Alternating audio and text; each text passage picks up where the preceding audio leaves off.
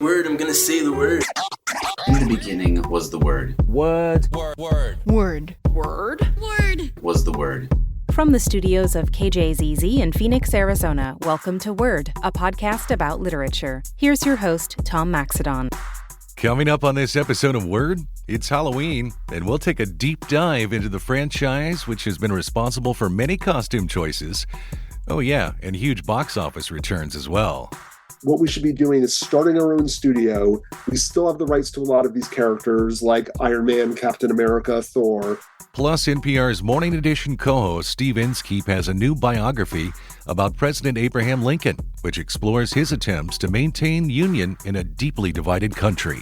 You want me to think of Lincoln as the guy who reached out to the other side? He went to war against the other part of the country. And this is absolutely true. But here's what I mean by that. Lincoln built coalitions.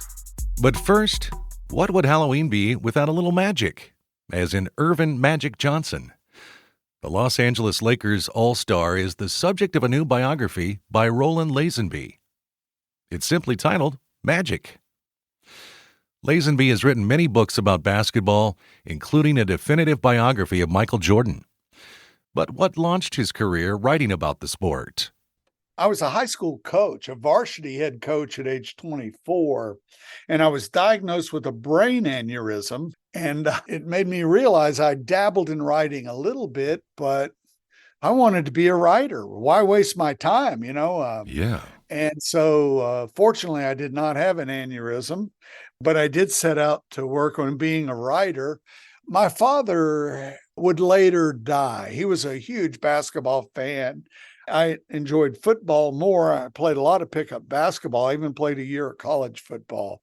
But he died in 1981. And I really began playing pickup basketball. And then I started writing basketball books. And it was really all about my relationship with him, I guess. I really didn't start to understand that until I wrote Michael Jordan, The Life, which dealt a lot with Michael Jordan's relationship with his father. It's just funny how these universal things emerge in the biographies of these major figures. I played numerous games of pickup basketball when I was a kid, particularly in the 80s when Magic was super popular, and he was my favorite player. I grew up and lived a long time in Indiana, played a lot of basketball with my dad, and that was a bonding kind of a thing for us. I guess I never considered myself good enough to try out for the official team from my middle school or high school, but I was pretty decent. I think I just liked the pickup atmosphere. But being from Indiana, I got a lot of gruff from people because, of course, Larry Bird came from Indiana. And they were like, well, why aren't you a Celtics fan? But why did you want to write a biography about Magic? My first NBA project was a thing called the Celtics Green Book that I did with the Celtics for 5 years, every year. And I was fascinated by Bird and Magic. And I later did a project with the Lakers along a similar line. And I wasn't alone. Pro basketball was in terrible shape. Teams were losing money. Fan interest had declined. The ratings for the 1978-79 season, the regular season TV ratings had fallen like 25%. Oh, wow. And Larry and Magic come into the league, and they brought with them this massive TV audience that saw them play against each other in the 1979 NCAA championship. It started something. The fans were so hungry for this competition that it really gave a jolt of life to the dowdy sport of American pro basketball. This book is, of course, about many things, including that fantastic rivalry between the Lakers and the Celtics, but I think also the mutual respect between Magic Johnson and Larry Bird. Magic's career was cut short, and I remember exactly where I was in 1991 with the press conference, and he did shock the world. He certainly shocked me because I was monitoring the press conference for a radio station at the time when it was announced. Do you remember where you were, the announcement that he had HIV? Yes, I was in my living room in Roanoke, Virginia. And it really, like everyone else, it knocked me for a loop. The one family that probably got hit the hardest was the family of Joe Jelly Bean Bryant. They were in Europe, where Jelly Bean had played 8 years in the NBA and then had played 8 years in Italy. And he was getting ready to start a new season. And he had this son named Kobe, who was 12 years old, Yeah. who idolized Magic Johnson. And Kobe told me he was so distraught. Kobe, in talking about being 12 years old and getting the news about Magic, he was inconsolable. And the Bryants immediately packed up their lives in Europe. A god in their world had fallen from the sky. And they came back to Philadelphia, where the family was from originally, and they were just overwhelmed by the circumstances of Magic having HIV, as were many people. Of course, because at that point in time, it was considered a death sentence. You never really saw him get down. In fact, he reformulated his life and became this amazing business person. And you talk about that as an amazing coda to his basketball career in this book. Roland, I want to thank you so much for coming to Word. The new book is called Magic, The Life of Earvin Magic Johnson. Thank you so much, Roland, for your time. Tom, thank you for this lovely visit. You can find out a bit more about Roland Lazenby on our website, word.kjzz.org. Coming up, we'll take a deep dive into the franchise which has been responsible for many costume choices and huge box office returns. I'm Tom Maxedon, and you're listening to Word, a KJZZ podcast about literature. So what do you want to do this weekend? Maybe get some help from KJZZ's Hotspots. It's a weekly text with some of the best ideas for what to do this weekend, curated by KJZZ. Whether you're an introvert, an extrovert, or feeling a bit wild, we've got you covered. So sign up at hotspots.kjzz.org. Do you know a talented young musician between the ages of 7 and 13? Nominate them now to be a recipient of Classical Next. Classical Next will showcase our community's most talented and fascinating young musicians. Read our guidelines and nominate your student at kbach.org. Football season is here, and that means tailgating time. If your tailgate doesn't function like it used to, consider donating that SUV or pickup to the KJZZ Vehicle Donation Program and support the programs you love. Find out more at cars.kjzz.org. Welcome back to Word. I'm Tom Maxedon. Gavin Edwards is one of 3 authors who have released a new chronicle of how Marvel Studios conquered Hollywood. When I caught up with Edwards recently, we started by talking about his writing career in general. I've been a professional writer for a few decades now. These days, I mostly write for the New York Times, where I do a lot of obituaries. I write a lot of pop culture stuff. I've done a dozen cover stories for Rolling Stone. And I've written 14 books, of which the newest is MCU, The Reign of Marvel Studios. I'm very curious about this obit thing because I've heard from numerous people that's one of the desks that you want to work for. Was that the case for you? I love writing obituaries, and this may sound a little odd, but it feels like deeply moral to me, that often if I'm writing a magazine article, sort of like, hey, I'm in a room with the Red Hot Chili Peppers, I'm going to let you know what that feels like. Sort of like, I am as your representative, as a fly on the wall. But when you're writing an obituary, there's this sense that you want to sum up somebody's life and get right, what did they do with their time on planet Earth? And I love that challenge. Let's talk about your way into this chronicle of MCU, The Reign of Marvel Studios. Why the collaborative approach with multiple authors in this book? Joanna and Dave started it a few years before I came on, and that's Joanna Robinson and Dave Gonzalez, my co-authors. And they had a mountain of research The way our responsibilities ended up dividing up is Joanna did lots and lots of interviews, over 100 of them, and Dave did tons of deep research. And then at a certain point, they had a big pile of material, but they were having trouble crafting it into like paragraphs and chapter form.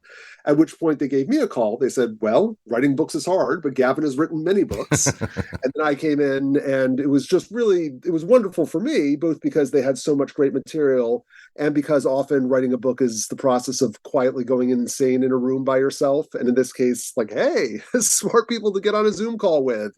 This is like actually much more fun than doing it by myself. You alluded to something that I just had a conversation about. That was the length of movies, for instance, and the need, it seems, for some directors to get an editor, because I don't want to sit in a theater for 2.5 hours or whatever. Right. And so I'm assuming that was part and parcel of why they brought you in as well.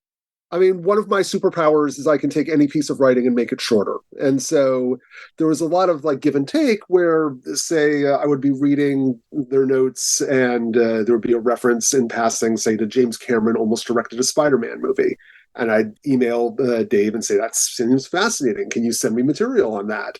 And I'd get like 8 paragraphs from him.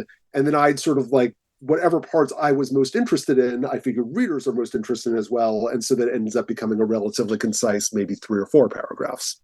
Well, it's also important to understand that this is what's billed as an unauthorized story. And what were the challenges in compiling that? And why was it difficult to not get authorization for some of these things? Disney, as a corporation, likes to tell its own story. And in fact, as Joanna and Dave started working on the book, they were originally told, hey, this isn't going to be authorized by us, but we're not going to stand in your way. Go ahead and do what you want to do. And that lasted a few months. And then they started finding out that, they would call people up and their representatives would say, ooh, let us just check on this. And then they'd get the word, sorry, we're being told not to talk to you. So the good news is that they already had a lot of material in the can, including Joanna had sat down with Kevin Feige, who runs Marvel Studios and is like the driving force behind it. And she's had a couple of hours of time with him. And there are people who are just sort of like off the reservation and willing to say like where the bodies were buried.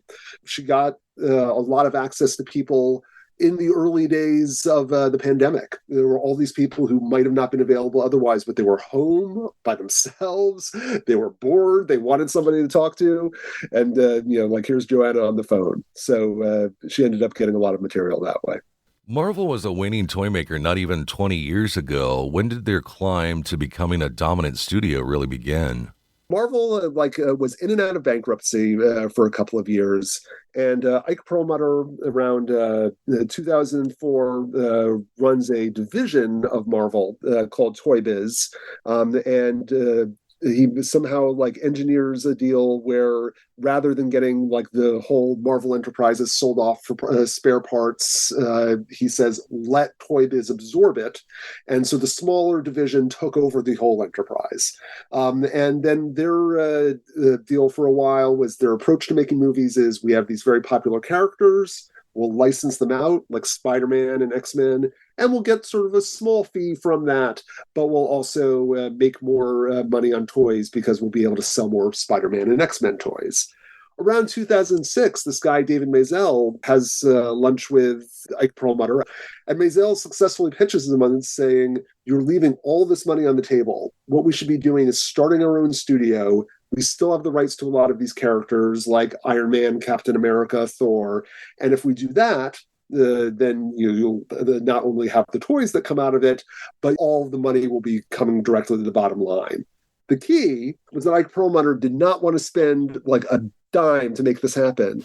So, well, what is it that they say, right? Is that, if you're going to go into business, don't put your own money into it. Exactly. It doesn't want to do it. So what they have to do is they mortgage about 10 of the characters, and Merrill Lynch ponies up a $500 million line of credit. And if they're not able to pay it back, then Merrill Lynch will have the rights to these characters in perpetuity. But if the movies are successful, then they'll pay off the loans and off they go. And they're successful right out of the gate with Iron Man. And so immediately they pay off Merrill Lynch. And then a few years later, Disney acquires them. But you also write, hiring Robert Downey Jr. for the debut in what it was in 2008 was contentious because of his past Hollywood troubles, right? The Hollywood bad boy. Sure. I mean, he had had like well-publicized substance abuse problems. You may recall he broke into a neighbor's house and fell asleep in their kid's bedroom. So they were very worried that this is a guy who's not going to be a good representative of the studio, and maybe he's going to go off the rails again. But the good news is that the character of Tony Stark is a guy, in the comics at least, who has substance abuse problems of his own and has sort of had some hard knocks in his life.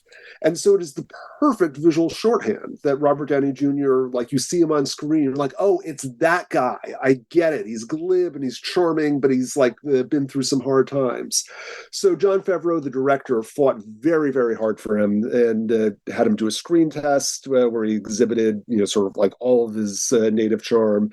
And even then, when the East Coast leadership of Marvel Entertainment was resisting, he leaked the news to some of the Hollywood trade magazines. And then when there was like a big public outcry of, yes, this is what we want, only then was Downey approved. Disney does not get into business unless it thinks it can make a fortune. And when they bought this franchise, I mean, clearly it has been extremely popular. Last question I have for you is, in the near future, do you see that continuing? And I guess the secondary part of that question is, are audiences beginning to sour on the offerings? I mean, it used to be a time when, let's say you had 16 screens, and there would be 4 of them that were showing the same Marvel movie. Or the weekend of the Avengers Endgame comes out, 15 of the 16 are showing the same movie. Part of the initial genius was the sense that because of the interconnectivity of all of these movies, they built something that just didn't exist before, where, like it's a 32 movies now, and the sense that every movie is a sequel to every other movie. And so once you're in, like, okay, I want to go see what happens next. But 15 years down the road, that's also a bit of an obstacle. Like if you're want to just like sort of go be entertained on a Friday night, gee, do I have to watch 5 movies to get ready to see this one that I want to see? Like it feels a little bit like homework. So I wouldn't count them out. They're run by smart people, but they're definitely having like a bit of a wobble right now as they figure out how do you bring in sort of new generations that aren't necessarily on board from the beginning. MCU, The Reign of Marvel Studios, is the latest from Joanna Robinson, Dave Gonzalez, and Gavin Edwards. Gavin, I want to thank you so much for coming to Word and talking to us. Tom, it's been a pleasure. You can find out a bit more about Gavin Edwards on our website, word.kjzz.org. Coming up, NPR's Morning Edition co-host Steve Inskeep has a new biography about President Abraham Lincoln. It explores Lincoln's attempts to maintain union in a deeply divided country. I'm Tom Maxedon, and you're listening to Word, a KJZZ podcast about literature. In an era of behavioral health challenges, including addiction, there's a need for informed, compassionate providers. Rio Salado College is offering full scholarships in behavioral health programs. More information at riosalado.edu/bettertomorrow. Looking for a new podcast? KJZZ has original podcasts on all sorts of topics, like the new series called Period, the End. It's a series about a chapter of life that can be gut-wrenching, exhausting, and confusing. It's about menopause, and half the nation will go through it. You can download great storytelling at podcasts.kjzz.org or wherever you get your podcasts. Did you know 2 out of every 3 NPR listeners prefer to purchase products and services from public radio sponsors? You can see the benefits of becoming a KJZZ corporate sponsor at sponsor.kjzz.org. Welcome back to Word. I'm Tom Maxedon. Our final guest on this episode is NPR's Morning Edition co-host Steve Inskeep. Recently, Inskeep released an interesting biography about President Abraham Lincoln. It's called Differ We Must: How Lincoln Succeeded in a Divided America.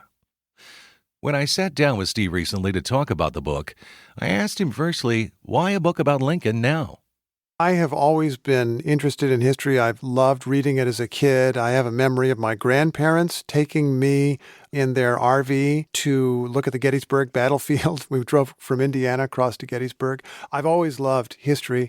I've been writing history now for a number of years. This is my 3rd work on American history, specifically on the 19th century. And as a journalist, I'm covering the first draft of history, as they say. I'm covering history as it happens, and I'm often walking around in the Capitol or the White House or other buildings that even existed 150 years ago.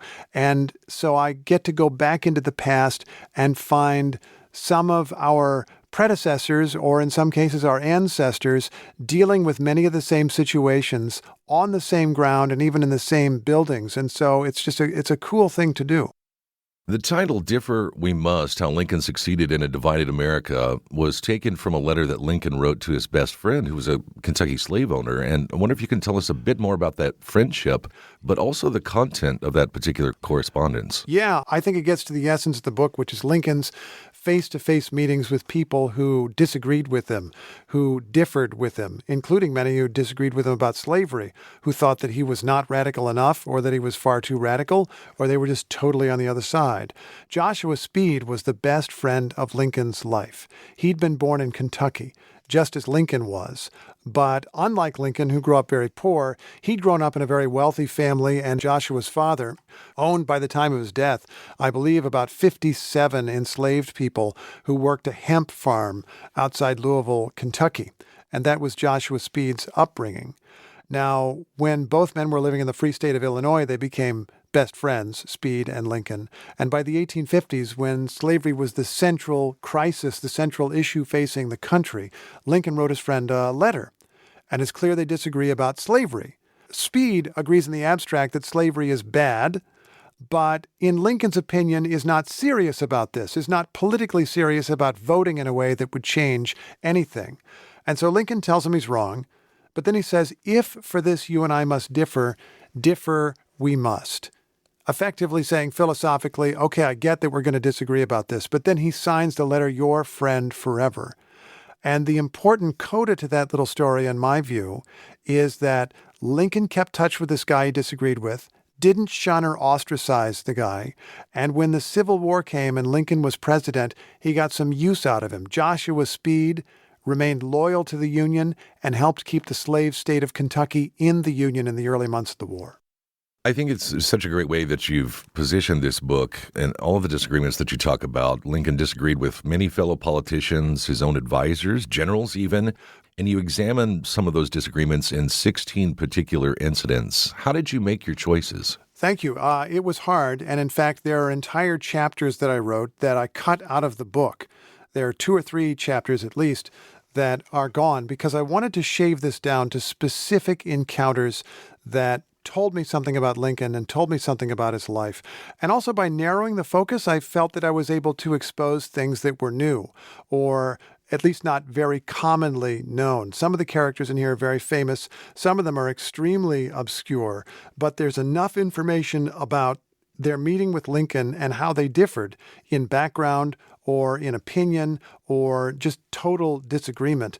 And so I picked one from each phase of his adult life. I also tried to get a diversity of people.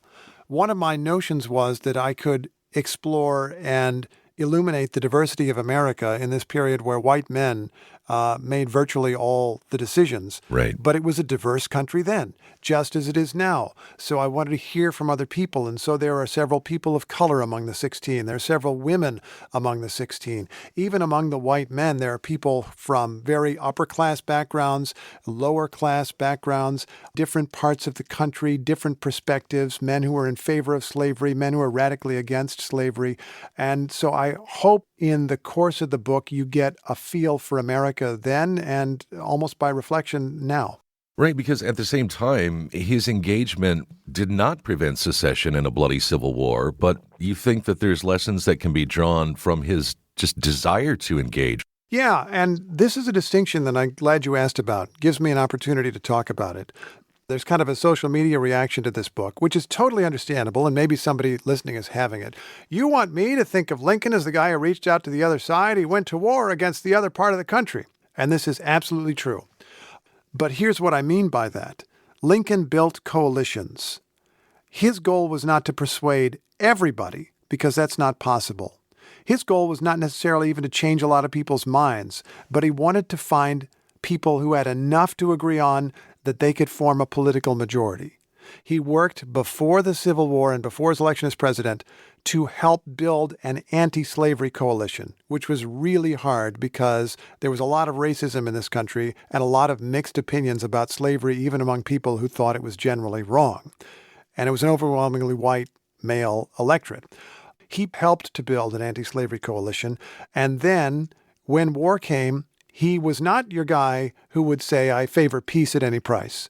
He was a guy who was not going to yield to the demands of the South that did not accept his free and fair election as president of the United States. But he built a large coalition to keep the rest of the Union together.